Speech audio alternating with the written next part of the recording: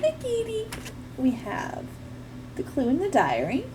We are on chapter 18, a revealing translation. There was an outdoor telephone booth at the entrance to a parking lot next to police headquarters. Nancy entered it and dialed the number of the Peterson bakery. To her delight, she learned that her old friend was home from the hospital and would be glad to see her. When George heard this, she said, "You're running a shuttle service between River Heights and Mapleton." Bess giggled, "with side trips to Stanford and Sandy Creek." "Don't plan on staying home long," Nancy warned them. "I may need you tonight." "Tonight?" Bess exclaimed.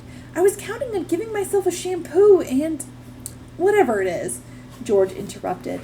"The Swenson Raybould mystery is more important. Well, I'll stick by you, Nancy." "And I will, of course," Bess declared. "But please get this mystery solved soon so I can catch up on a few things." "Like what?" George asked. "Well, I've postponed a nice date 3 times already," Bess said. "I was to go out with Jeff Allen tonight, but I'll put it off again. Nancy, where will we be going?" Nancy said this would depend on what she learned from the diary. When the girls reached River Heights, Nancy dropped off Bess and George at their homes, then drove to the Peterson bakery. She learned from the counter clerk that the owner was upstairs in his apartment, and the woman showed Nancy the stairway to the 2nd floor. The elderly convalescent, so the guy, he's sick, he's resting. That's to convalesce, is like to rest, to get better. Convalescent was seated in an armchair and apologized for not rising to greet Nancy. She smiled, saying, "Mr. Peterson, it's wonderful to see you again, and how glad I am that you're feeling better." "Thank you, Nancy. Why, you're a young lady now," he laughed. "I remember you as a little girl, always objecting to the ribbons Mrs. Gruen put in your hair.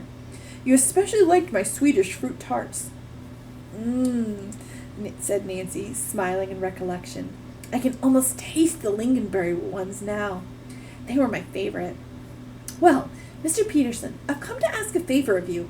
Would you translate a Swedish diary for me?" "It would give me great pleasure. I am very much interested in diaries. Many secrets of history have been unraveled by diaries that were uncovered some time after the writers' deaths." "I never realized that," said Nancy. "In many cases, this is true of the personal journals of famous people kept," the baker explained. "Take Queen Victoria of England, for instance. Pictures of her and the complicated politics she forced to play made her seem like a very stern old lady. But she left a diary telling of her life as a young queen and mother of small children that gives a very different idea of her.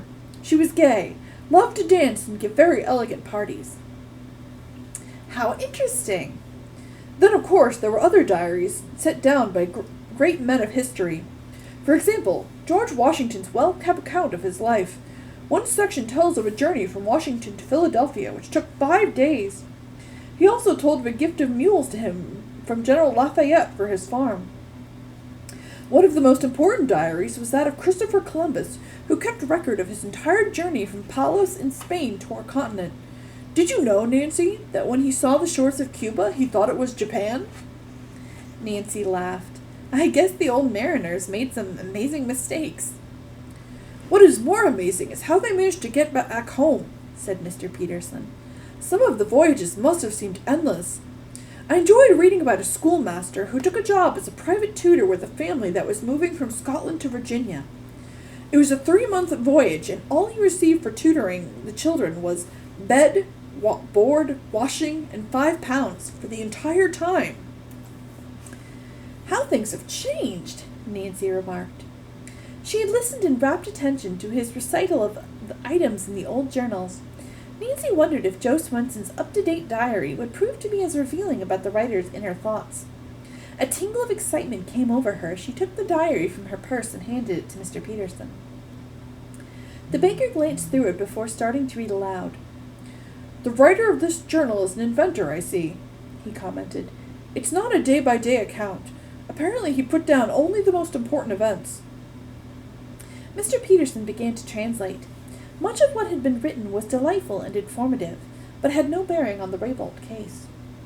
After a while, Nancy interrupted to say, "If you're becoming tired, please stop. I'll come back another time." "Don't you worry, Nancy. I feel fine." He read on. "Today, the diarist had written. I went to see a man who sells inventions to big companies and shares the royalties with the inventors. His name is Raybould. Tomorrow I shall take him my drawings and typed instructions for the electrochemical process and machine, which will put a special ceramic finish on steel to resist high temperatures. Mr. Peterson turned the page and translated a description of the meeting, during which Mr. Swenson had handed over everything to Felix Raybould. He had been given a check for $500 and the verbal promise of a 50-50 royalty split in the future. Mr. Raybould, Mr. Peterson translated, is a very shrewd man. He confided to me that he didn't keep all his important papers and money in bank safe deposit boxes. He has a secret hiding place in his house known to no one but himself. Just a minute, Nancy cried out. Please translate that part again about the secret hiding place. To herself, she added, maybe that's what Mr. Swenson meant when he said, the book you have may help. Mr. Peterson complied with Nancy's request, then looked up and smiled. You see a mystery here? Indeed I do, and one that ought to be solved. Did you know that Mr. Raybould's house burned to the ground and he has disappeared? I had not heard, the baker replied. But then I do not know this Felix Raybould. Shall I read further? Oh, please do. Mr. Peterson went on. There were many references to the invention with some technical language about how the machine and chemicals work to produce the desired finish on metals. This is proof without a doubt that the invention is Mr. Swenson's, Nancy thought excitedly. She listened carefully. The diary came to an end without any mention of a contract between the two men. Nancy was elated. Joe Swenson had a good case against Felix Raybould. She was eager to talk over the whole matter with her father. Mr. Peterson, she said, taking the diary, you've been a tremendous help in this mixed-up mystery. Thank you very much. I'm glad to have been of service, the baker replied. The reading was most enjoyable. This writer of the diary is well educated and clever. Mr. Peterson smiled. But he does not sound like a very good businessman. I presume that is why he is in some kind of trouble.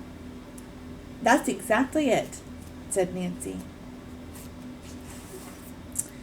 And you will get him out of the trouble, the baker said. He chuckled. I just can't believe the little girl who loved cookies is now a detective. Nancy laughed, shook Mr. Peterson's hand fervently, and took her departure. Wishing to see her father at once, she went directly to his office. Mr. Drew was about to leave, to be gone until later that evening. I can see you for about 5 minutes, Nancy, the lawyer said. His daughter told Mr. Drew as quickly as possible what she had learned, and he agreed that the inventor had a good chance of winning his case, if Mr. Raybould could be found. So far, the police haven't a clue to his whereabouts, Nancy. I believe you came nearer to capturing him than anyone else has. It's too bad he moved out of that cabin. And worse that he has disappeared into thin air, Nancy replied. But I'm not giving up. That's the spirit, her father said affectionately. Well, best of luck, and when you see Mr. Swenson, tell him not to worry. Nancy drove home slowly as she tried to figure out the puzzle. When she reached the house, Hannah Gruen was taking a few minutes' rest and sipping a cup of tea. Nancy joined her and told her of the most recent happenings. My goodness, said the housekeeper. You've done several days' worth of work in one. Now you must relax. Nancy hardly touched her own cup of tea. She sat staring into space, and understanding Mrs. Gruen did not interrupt the young sleuth's train of thought. Suddenly Nancy cried out, I've just figured it out! Figured what out? How to trap Felix Raybould. Ooh.